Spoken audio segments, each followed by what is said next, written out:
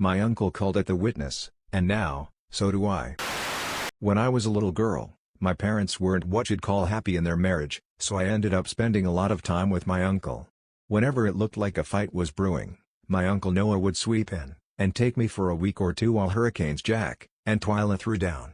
It spared me a lot of the stress most kids suffer in a breaking and broken home. I got to skip the fights, and still come back for the reparations.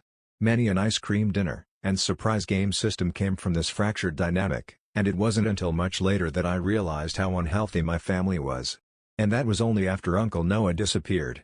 Uncle Noah was a collector.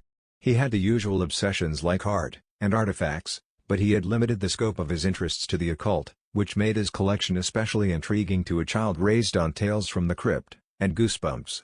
He had athemes with intricate hilts displayed behind leaded glass, a deck of tarot cards locked in an airtight and bulletproof case, a crystal goblet nestled in a case of Bristol blue glass filled with argon, and countless books, in piles, on shelves, and locked up in iron-banded chests. It was a mystical paradise. Every time I'd visit he'd have a new piece for the collection, and a story to go with it. "This is a portrait of Mother Shipton," he'd said of a painting he'd acquired when I was 10. "A clairvoyant from the 16th century. It's the only known portrait of her to exist in the world." I'd recoiled from the exquisitely disfigured woman detailed on the canvas, but listened with rapt attention as he'd recounted what he knew of her life and prophecies. His house was filled with glass cases, locked shelves, and curio cabinets packed full of arcane objects and the tales to go with them. The only case he never filled before his disappearance was the one he had reserved for what he called his white whale. "This is for the witness," he'd said, gazing into the brightly lit interior of a tall glass box. He'd built it in the middle of the library. I caught him staring at the case on many occasions, his eyes distant, as if imagining the piece he would one day display inside was already gazing back at him. "Because that was what the witness did," he'd said. "It watched the world as great events unfolded. Great being vastly subjective, and somewhat misleading from a human perspective. The witness," he'd said, "only seemed to appear when our plane intersected the path of something greater, which would briefly flicker into our experience just long enough to destroy everything in its way." The witness observed. My uncle knew not by what forces, or why, only that it did, and that it appeared to do so from a fixed location.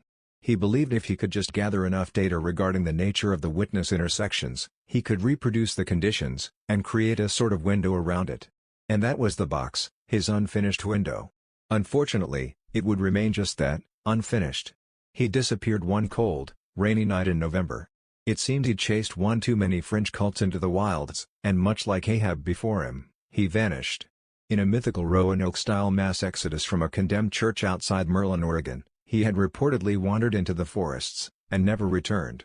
I never saw my uncle or his collection again. I spent a good deal of time making calls, and pushing for the case to be reopened, but it went cold fast.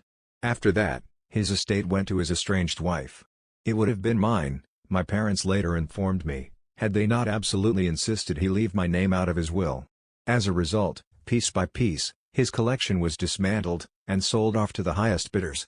All I had left of him was an old silver pendant he told me would keep us connected, no matter the distance, and a collection of non-occult books he'd gifted to me over time.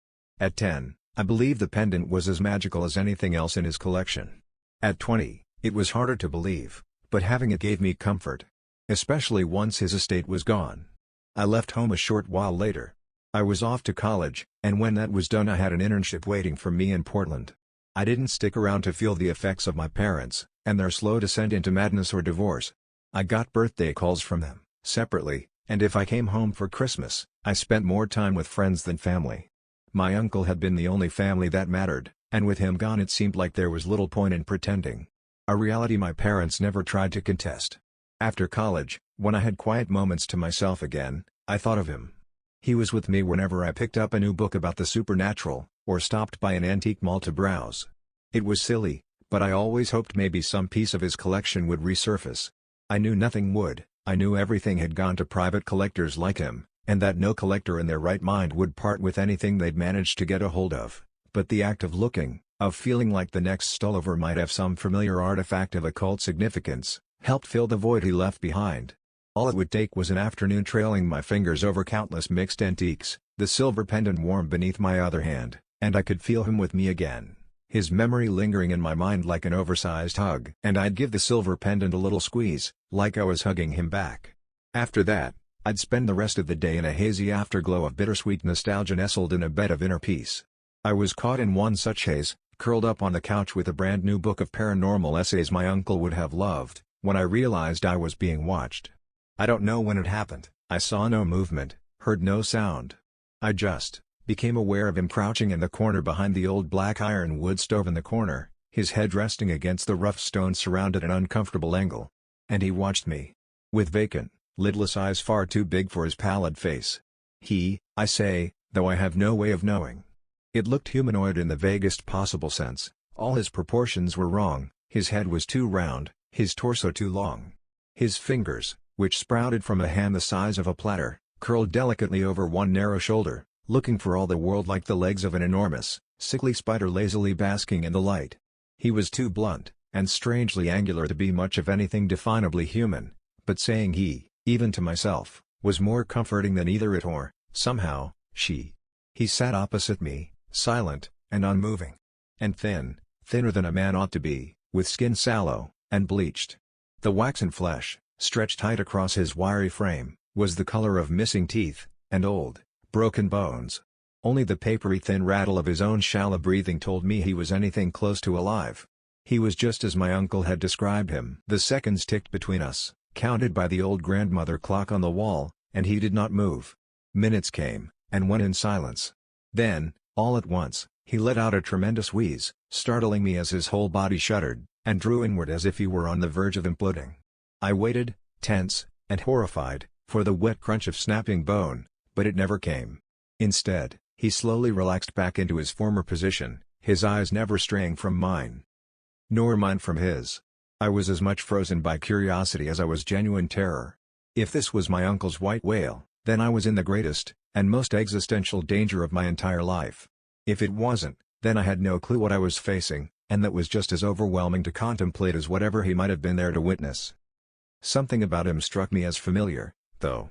Maybe it was because Uncle Noah had spent so much time regaling me with stories of the creature, filling my mind with so much information that I couldn't help but feel as if I knew him on a deeply personal level. I don't know. But whatever it was, in the hours we spent locked in each other's gaze, I felt a bizarre surge of unexpected affection for him. Something in his protruding eyes sparked it within me.